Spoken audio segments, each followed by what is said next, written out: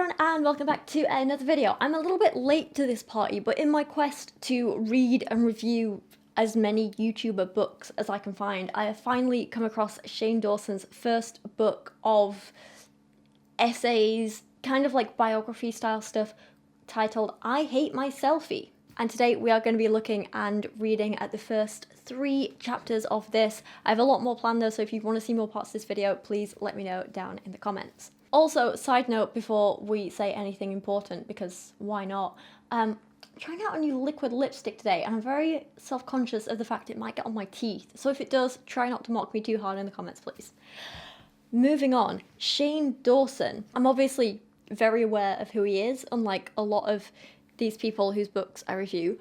I have my thoughts on him, whatever, but I figured I would have an open mind going into this book because I knew nothing about it. I didn't know why it was written, I didn't know when until I started reading it and researching it a little bit. So everything I'm going to be saying in these review videos are literally like from my notes that were my first impressions reading the book kind of as we went along, if that makes sense. So I'm not going to be commenting on chapter 1, referencing something from chapter 9. You're going to be getting my responses kind of as I went through the book and read it and as it unfolds, if that makes sense. I hope it does. So with that in mind, let's just jump straight into the introduction. It really confused me at first because I'm not sure who exactly the target audience is for this book. When it was written, Shane's fans were quite young, like teenagers. We're talking kind of like 13 to maybe 17-ish, I think. And clearly there are some parts of this introduction where he is clearly pandering to his child audience by over-explaining simple stuff like the title of the book. You know, like he literally says, "For the record, I don't really hate myself, but I do hate the way I portrayed myself online," which is an interesting thing that we might come back to talk about later. Hence, my selfie. See what I did there? Online, I'm this loud, outrageous, confident guy who acts like nothing bothers him and he has the whole world at his fingertips. In reality, I'm a shy, quiet guy who would rather spend his nights lying in bed watching Netflix than being a valuable member of society. So like I say, it's kind of very simplistic, very kind of whatever, this is what I'm doing, and it makes sense when he's got an audience of children and teenagers, right? But then he just throws in gross, kind of obscene humour that I personally wouldn't be comfortable with most kids reading, and that's why it kind of really confuses me and doesn't really feel right. For example, after this little explanation here, which like I say is so simplistic that it makes sense it's for teenagers, he ends it with the line, "If I could spend my entire life underneath a heated blanket with a handful of my own balls, I would happily do so." Why? Like, is this really necessary? It doesn't add anything other than making you go, ew, it's not funny, and this is the kind of humour that I don't really think is all that appropriate for kids. And it's not because I'm like some prude who thinks that like sex and bodily functions should be hidden from teenagers, like that kind of not that at all, obviously. But I think that it's important we normalize discussing the human body and sexuality in a very kind of like mature but educational way. For example, I think it's great if teenagers are comfortable discussing questions about safe sex or contraception or consent or so on with a responsible adult in their lives, for example, a parent or a teacher or a counsellor or something like that, or a doctor. That's very important. It's very important that we normalise this kind of thing. It's important that we don't make sex and the human body a taboo subject that they're uncomfortable talking about. I think it's important that teenagers know that words like vagina or testicles or penis aren't dirty words that you should be embarrassed about or like, oh, it's so wrong, oh. I don't think the way we normalise this stuff is to make jokes about holding your own balls. I think that's going in the wrong direction. I think that is making it kind of taboo and silly, and it is an immature way of dealing with this kind of stuff. That's why I don't think it's appropriate for teenagers to be reading this kind of jokes and humour in this style, not because they shouldn't be hearing about these concepts, but because they're not learning about it in a mature way that's going to give them a healthy attitude towards sex or their bodies or anything. Other kind of poor attempts at jokes in this introduction, which just seem completely inappropriate, include, in this book you'll get to see the real me, not the me you see on YouTube. You'll get to know what's really in my head, and I'm warning you it's not pretty. It's a twisted land of self-hatred, sadness, and lots of repressed anger towards every person who's ever hurt me. Enjoy! Don't worry, I threw in some dick and fart jokes to make the stories a little easier to handle. Kind of like mixing in some peanut butter with your medicine, which by the way, my mum used to do. You haven't lived till you've had a Vicodin peanut butter marshmallow fluff sandwich. I can still taste the numbing of my emotions. Delicious. And again, I'm all for self-deprecating humour, but I also think humour that normalizes unhealthy behaviour isn't what we should be pushing to our kids. God, I'm sounding old, aren't I? I'm turning into an old person. On the other hand, a little bit of positive stuff. I do have to praise the writing style of this book, because while it's not necessarily my kind of thing, it is very clearly Shane Dawson. It's definitely got his voice, it's very distinctive, it's very him, and I think in this kind of book, that's a very, very important thing, and I do appreciate that. The other thing that I do like about this book is that he opens every chapter with art done by a fan of his, which I think is a really wonderful way to include your audience. You guys know I love getting fan art from you guys, and if I was ever doing something like this, I think this is a fantastic, really, really cool way to get your audience participating and involved and get them creating something cool, and I just think it's a brilliant thing to do. However, most of the artists in this book, or at least the first, I think I've read the first 7 chapters so far.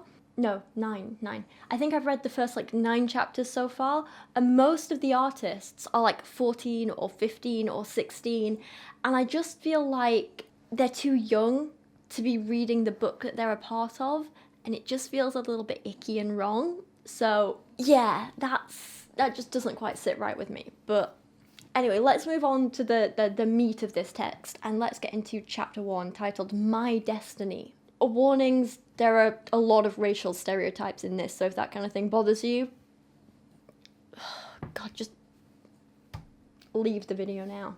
Shane writes, nothing gives me more anxiety than getting a haircut. Having a stranger touch my head while asking me personal questions about my life makes my nerves shoot through the roof. Which is cool, that's relatable, I get it. It's always really good to talk about anxiety and how you deal with it. I think this is a great start. There's clearly a lot that the audience could get out of this story. Good way to start the book. It's the same feeling a wicker chair gets when a circa 2006 Kelly Clarkson takes a seat. Tense. But sometimes you have to bite the bullet and let Kelly Clarkson sit on your face. Now maybe it's because I'm English, and I think this is just a really outdated, very American-centric joke. I don't really get it, but I'm going to assume it's offensive and just move on. So then he goes on to describe his hair at this point. There are only 3 things I could do with it.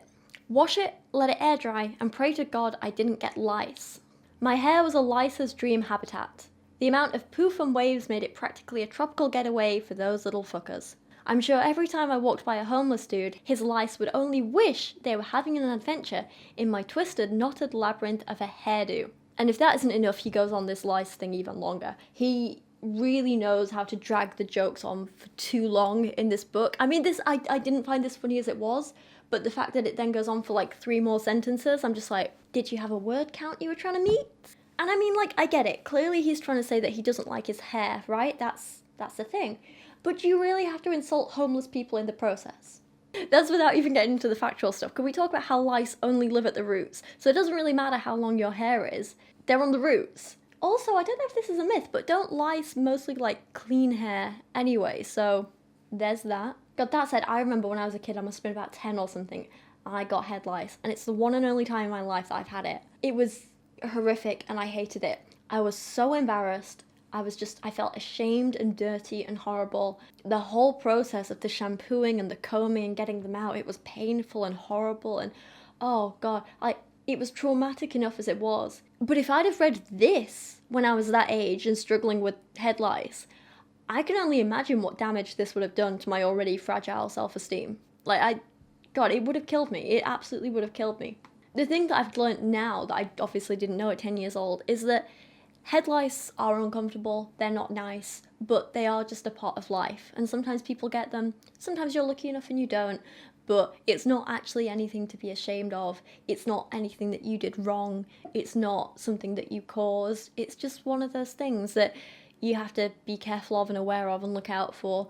And it's unpleasant when it happens, but don't be embarrassed about it. And that's why I think Shane is doing a real disservice here by offending homeless people and people with head lice and just being all gross and shaming about it, you know?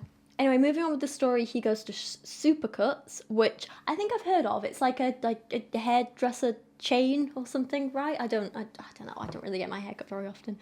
Don't know that. Like, I'm a kind of like once a year haircut kind of person. I'm lazy when it comes to this stuff. Don't ask me what a Supercuts is. So anyway, he goes inside. It's all over dramatic, and it kind of makes it seem like it's more of a scene out of a soap than a description of someone struggling with anxiety. So like I say, I think it would have been really good if he'd if he'd talking about, what is that? If he'd spoken about, what is happening to me today? I think it would have been really good if he'd spoken about the feelings he got, like, in terms of the anxiety and how he dealt with it, maybe describing if he had any kind of, like, panic attack or his breathing or what he does to calm down and this kind of thing. I think that would have been really helpful, relatable. He could have made it a little bit funny as well, but instead he just over-dramatized it all and, like I say, made it seem like something out of a soap, but like a bad soap, rather than something to actually kind of help people that they could relate to. I don't understand this need to make anxiety a punchline, basically. He writes, I took a deep breath, took a bite of a protein cookie, which let's face it was just a cookie, and stumbled through the door with fear in my eyes. I asked for a haircut. The woman working there paused. Awkward silence. Then she said, women or men's? Yep, it was definitely time for a haircut. Look, I know it's for a joke, but I'm just gonna call it now. This never happened. I don't know about what it's like in Supercuts, but in every hairdresser's I've ever been to and experienced, haircuts aren't dependent on your gender. They're dependent on how long your hair is and how you want it styling. Short hair, you go to a barber's. Long hair, you go to a hairdresser's, like a salon. It doesn't matter if you're a man or a woman. It's what you do. I speak from experience because you know my type when it comes to men. It's long hair and a beard. Like, nearly everyone has gone to a hair salon, not a barber's. But, like, Dan, for example, Dan used to go to the same hairdressers as me, and sometimes we used to book an appointment at the same time, so we would sit in the chairs next to each other and have our hair done together. Like I say, just because his hair was long enough that he needed a proper hairstylist, not just a barber, you know? Barbers and hairdressers, different skills for different hair. Sorry, anyway, moving back to the book. I don't know where I'm going with this. Shane starts being incredibly rude to these people who are just clearly trying to do their job. Pause if you want to read this crap. Then we get some more degraded comments about the people working in the salon, especially his actual stylist. And at this point, he's basing it all off just outward appearance and stereotypes, and it's really not cool. Like I say, there's a lot of, like, racial stereotypes in here. There's a lot of, I think, quite like classist vibes. It's just a bit uncomfortable to read. I didn't like it. For example, my stylist walked up to greet me. I put stylist in quotes because her cosmetology certificate looked like it was printed on the back of a Denny's placemat. I looked her up and down and my expectations went from an Eddie Murphy movie to any Adam Sandler film made after 2008. This situation was grown-ups bad. It looked like she had cut her hair without scissors and instead chosen to cover her head in peanut butter and raw meat and hang upside down from a tree branch in a dog park. It's unnecessary. She had hoop earrings so big I could have hanged myself with them, which I thought would come in handy if the haircut went as horribly as I suspected it would. She took a sip of the world's biggest Starbucks Frappuccino and let out a small, uncontainable burp. Is any of this really necessary? I mean, just assuming this or any of this actually happened, and this actually is an essay about a real person. I just don't think it's nice to be this judgmental about someone's appearance, especially not when you're writing to millions of fans, millions of young, impressionable child fans. You're teaching them that it's okay to speak like this about people, and it's not. That said, the burping bit is pretty gross and unprofessional, so I'll give him that. He can criticize that bit. Anyway, we find out that the stylist's name is Destiny. So in his anxiety, he runs and hides in a bathroom, which I guess is kind of understandable and a bit relatable. What's less understandable is that his response to being scared of their haircut is... Let me just read it to you. Maybe if I could convince myself that my hair looked okay the way it was, I could just get out of there and never have a haircut ever again. Yeah, that seemed doable. I took out my phone and started taking hundreds of selfies. Different angles, different faces, lots of filters. Now, I know everyone deals with anxiety differently, but I've never felt the need to take selfies during an anxiety attack or a panic attack. But maybe that's just me. So he goes back out, they discuss the haircut. There are a few more pop culture references which have not aged well at all, and which I, as an English woman, kind of missed half of them. I did have to Google some things in this book. And then they start the haircut, and the hairdresser makes this one mistake, and we see what I think is the real Shane Dawson when he starts spewing insults, right? In the book, never to her face. It's all behind her back. But these insults are so disgusting that I don't even want to read them out loud. I'm just going to put them on screen for you now. They're horrific. So after making this mistake, the hairdresser thinks, it's okay, you know what, I'm just going to straighten the hair, see how it looks, tidy it up a bit. So she does that. And we get to what I think is meant to be like the point in the story. So it turns out this wasn't a story about overcoming anxiety or worry at all. It's a story about Shane straightening his hair. I looked in the mirror and I actually didn't look that terrible. It was a miracle. Little did she know she'd created a monster. From that day forward, I've never met a straightener I didn't destroy with my nappy ass hair. If it were possible to marry a straightener, I would. So, after all the insults, pages and pages and pages and pages of insults, he's actually happy. He thinks she did a good job. And now I'm thinking, well, like, is this actually meant to be a story about not judging a book by its cover, perhaps? But no, he doesn't say anything about that. He never apologizes for the insults or doubting her or anything like that. Instead, he ends by saying he's happy he can finally take a decent selfie, and that now, and I quote, I wasn't the prettiest girl at the prom, but I was definitely good enough to get date raped. And now I know humor was different back in 2015, but I don't think good enough to date rape jokes have ever been funny. I personally have a pretty dark, very dry sense of humour.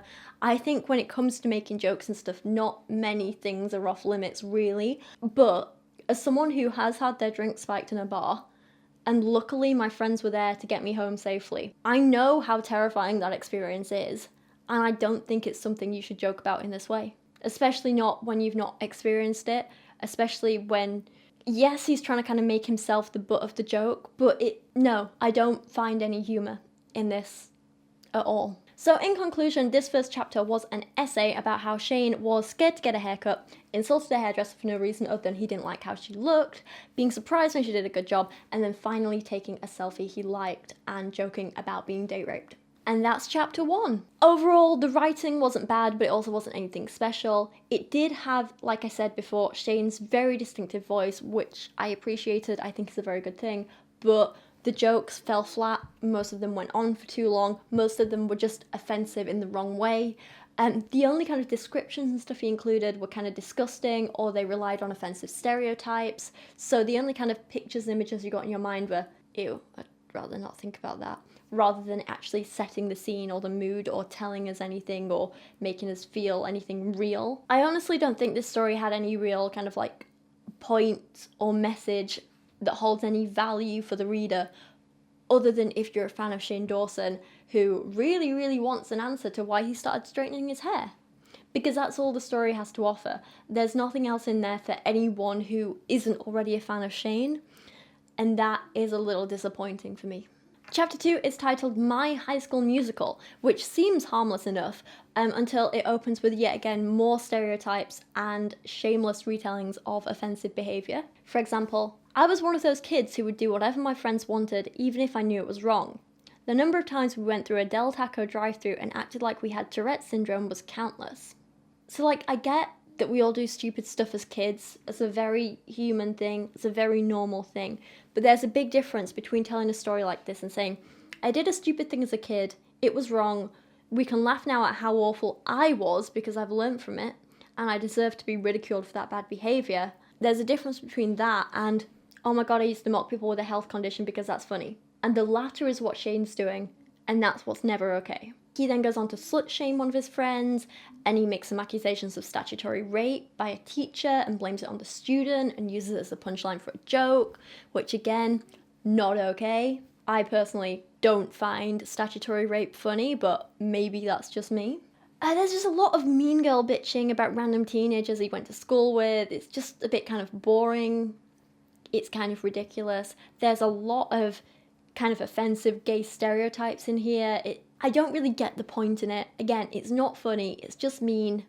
And if these are real people he's talking about, it's just nasty. Anyway, he decides to audition for the school musical, and he gets a minor part in the play. all good, coolsies. And then he starts describing the woman who is directing the musical. And this is a woman who doesn't even work for the school. She's a woman from outside who's come in and volunteered her own time to direct this musical for these kids. And this is how Shane describes her. She was a true Disney villain. She had the face of a woman who killed puppies and ate them with the side of children's tears for dipping.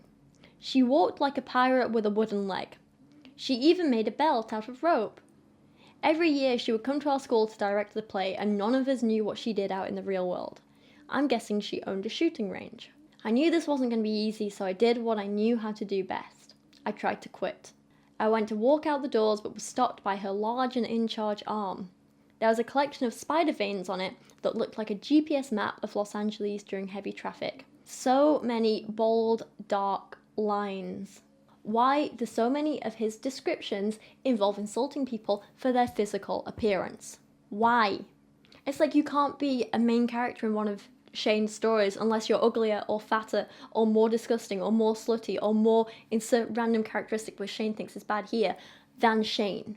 Anyway, like I say, he gets this part in this musical, they rehearse, it gets the night of the musical, the performance, and Shane finds the lead of the play crying backstage because her costume's too small for her. And while Shane has been kind of half insulting her, half saying she's a good actress throughout this whole chapter, it's weird because it seems like at this point Shane does like his first decent thing in the book and he starts trying to like comfort her a bit.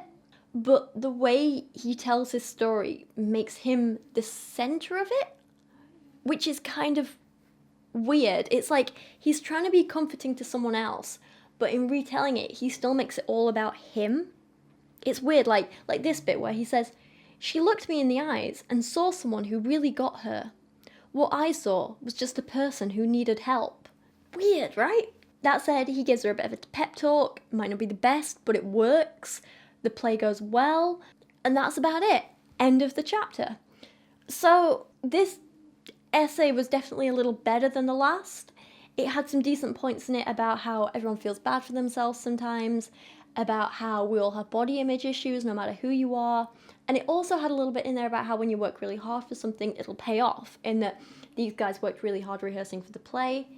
It went really well. So like I say, there are some really good solid points in here that have potential, but there isn't as much focus on them as I would have liked to see. I think time could have been better spent elsewhere.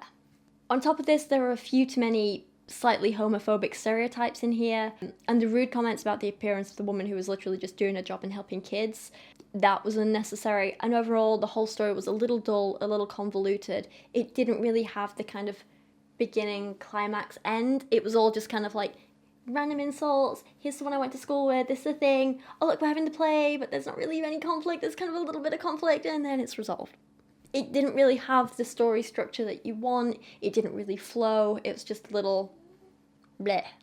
Chapter 3 is the big one that I want to talk about in this video because there's a lot of stuff in this. And it's not quite as problematic as chapter 4, which we're going to be talking about in the next video, but it does, I think, reveal a lot of where Shane's attitudes towards sex come from. And I think it reveals a lot about why he is so inappropriate with fans, especially young fans, and why he lacks these certain boundaries. And it's not explicit in explaining this, but I do think there are some factors in here which tell us a lot and that we can kind of infer some interesting stuff from. I'm rambling. Let's just start reading the chapter and kind of discuss it as we go along. So chapter 3 is titled Two First Kisses. And it opens with something quite interesting because I'm pretty sure Shane wasn't out as bi at the time, but he's definitely kind of hinting at it here. So he says, "When I tell people my first relationship was when I was 21, they assume I grew up Amish. They also assume I'm an insanely repressed, closeted homosexual.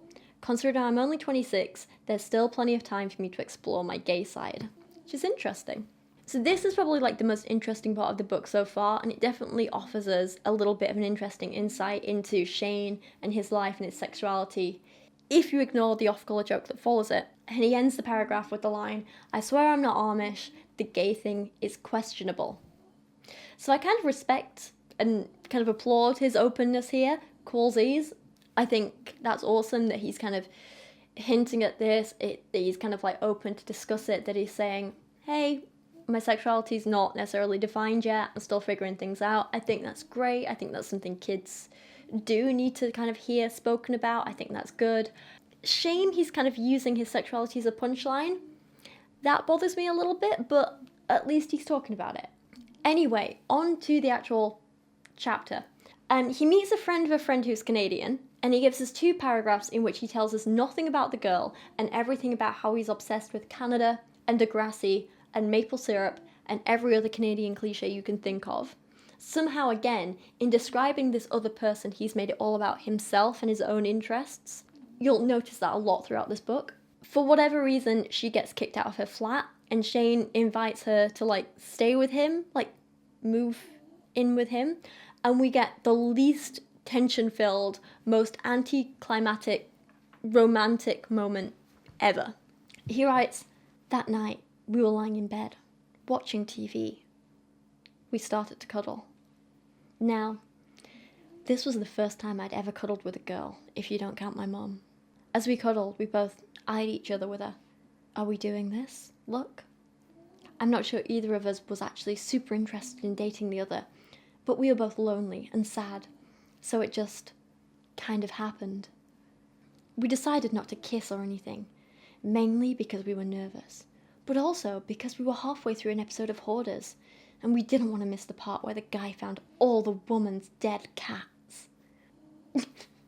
So it's weird. It's almost like he's trying to build this tension, but also there's no tension to build. I don't get what he's doing here. It's like he's trying to build romantic tension, but then kind of dissipate it with this punchline and a joke. But there's no tension building. You don't care about this person because you don't know anything about her other than she's Canadian. You don't really care about Shane at this point either because you don't really know much about him either. It's all just kind of bland and bleh, and I don't really care. I mean, I don't know if he's purposely trying to make sure we're not invested in any way in this relationship, but if he is, it's sort of working. Anyway, there is a very interesting part of this chapter when the next morning, after nothing has happened, Shane takes Canadian as a personality trait to breakfast, and he says, "I assumed everybody in the restaurant thought we'd had sex that night and were there to replenish, but that wasn't the case. I didn't want people to think that I did that, especially since at the time I was pretty religious, and the thought of having sex before marriage made my guilty Christian penis crawl back up inside my guilty Christian body." And this is the most interesting part of the book so far. This is the bit that made me stop and be like, oh, okay, this is something I didn't know. Shane growing up with purity culture, to be ashamed of his body and his sexuality, to be ashamed of what other people thought of his sexuality, the fact that he was so worried about what other people thought of what he may or may not have done when he was just sitting in a restaurant with a girl. This is so telling. Christian purity culture can be so damaging, as I have covered in many videos. And this is actually something that I would love to see explored further in an essay by Shane. I want to know, what was his religious upbringing like? What was he actually taught about? Why did he believe in God? Why was he so ashamed or embarrassed or scared of sex and his sexuality? How did this influence how he saw himself? How did this influence the way he expressed his sexuality? And I also would like to take a look at how this has influenced his views on sex and his jokes about it, because his jokes about sex and his references to it throughout this book are incredibly juvenile, but also they're very often and disgustingly centered around children, and you'll see this a lot in chapter 4. But I'm wondering if his upbringing has somehow influenced the way he expresses his sexuality and the way he doesn't have these boundaries between him and children. So, if I'm remembering this right, as he's writing this, he is a 26-year-old man writing about being a 21-year-old man, writing almost like a child writes about sex, with a very kind of repressed, ashamed attitude towards it. And this is kind of why I'm wondering if he doesn't have these barriers with children when it comes to his sexuality, because he doesn't really know what to do with it himself, if that makes sense. We'll talk about this a little more in a second, but back to the book, Shane realizes he has nothing in common with Canadian as a personality trait, And he moves the story on to meeting Lisa Schwartz, who is another YouTuber who he dated for a while, and I think he was dating when he wrote this book. And again, he says some stuff here that tells us a lot about Shane, but it's not what he was trying to say. It's not what I want to read about. It's just something we pick up on from the rest of the stuff he's telling us. But anyway, he tells us about Lisa, right? And he describes her. She was sweet, pretty, and a little older than me.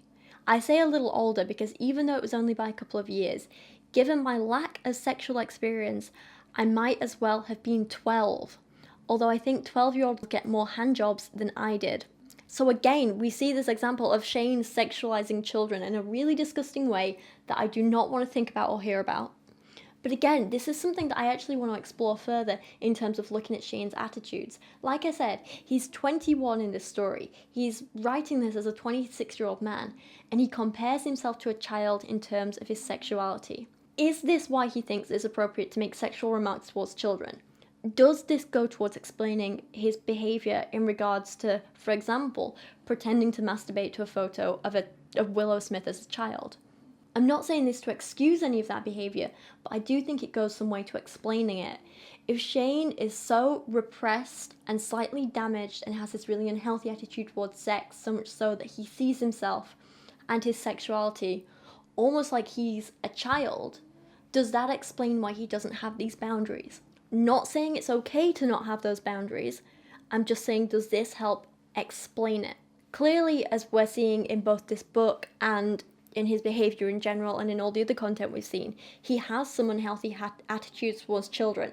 He has unhealthy attitudes and behaviour towards children. And it's all kind of come together and manifested in some really disturbing and sometimes damaging ways. And this is something that I'd actually quite like to see him and others try and address and work through and discuss in order to fully understand why it's wrong and how to resolve it, if that makes sense. So here we're seeing him saying, as a 21-year-old man, I felt like a 12-year-old child in terms of my sexuality. So is this why he thinks it's okay to speak to his 13-year-old cousin, or however old she was, to like explain sex to her like they're just a couple of kids discussing it, like being cheeky, like, oh, our parents are in the next room, have you heard about this sex thing? Because now, reading this and understanding this and seeing his behaviour, it makes sense that he's kind of like this almost like repressed child, and again, does not make his behaviour okay. But I do think it goes some way to explaining it and helping us understand it, and hopefully Shane and the people around him can take that understanding and figure out how he can stop being kind of dangerous to children, you know? So anyway, he goes on to write about his first kiss on camera with Lisa Schwartz, which is actually his first ever kiss ever. And again, remember, this is a 26-year-old man writing about his experiences as a 21-year-old man. All I remember is thinking how much her lips felt like bologna with mayonnaise smeared on it, and that was a good thing. Does that not sound like a 7-year-old writing to you? Because it does to me. Anyway, we get a little more insight into why Shane's behaviour is pretty messed up, and he goes home to Canadian girl, and she says to him about his kiss with Lisa, "You never forget your first kiss. You always think about what your life would have been like if you'd stayed with them. It's a lot of pressure. It's like a first crush. You never get over it." And Shane goes on to write, "It was at that moment I started overthinking everything I'd experienced that day. Was Lisa the one? Should I have whisked her off her feet and made her my wife? Should I run to her house and kiss her in the rain? Then I remembered that she was an actress who had no interest in dating a 21-year-old virgin." So much to unpack in that paragraph. There's so much to unpack in this chapter. I think Shane is unintentionally revealing a hell of a lot here. Like, just let me know your thoughts on this stuff down in the comments, please, because there's too much for me to comment on. And then we get the most awkward scene of the book so far that I wish I had never read, and I kind of want to pour bleach in my eyes after reading, so I started kissing her hand and slowly made my way up her arm. I got to her shoulder and then went up her neck. As I made my way to her face, she was trembling. This was the most romantic thing you could ever dream of, except I had no idea it was romantic. I was just trying to calm my nerves and delay the inevitable. I finally got to her lips, and we had a pretty long kiss. As I pulled away, she looked at me like I was some player who knew exactly what I was doing. In reality, I knew about as much as that can of low-fat Reddi-wip in her hand. I was just lucky, I guess. And that's his description of his first kiss with Canadian as a personality trait. Please never make me read that or picture that or think about that ever again. He goes on to write, we ended up dating for the next year. It wasn't the best relationship, but it was what we both needed at the time. We were both lonely and wanted someone to talk to. It was more of a friendship with some kissing thrown in, kind of like the relationship I'd had with my grandma, but more culturally acceptable. Yay for incest jokes. Again, unpack what you will in that. In the next paragraph, we do get a little bit of self-awareness though, when he acknowledges that the relationship he just described was an immature one. So that's a positive, that's an interesting point. That does show perhaps a little bit of growth, that he's able to recognise that. Anyway, he describes that they broke up, and he meets up with Lisa for a date, and they get on great, and he kisses her passionately. And in an aged like milk last paragraph, he writes, and to this day, we are still kissing each other with the same amount of passion. It's been more than 3 years, and I still feel that there's more to unwrap. Every day I get a glimpse of what's inside. I hope it never ends. So it is crazy how much can change in 6 years. But anyway, I think the intention with this chapter was that Shane wanted to write a meaningful little story about how he met Lisa and his relationship with her.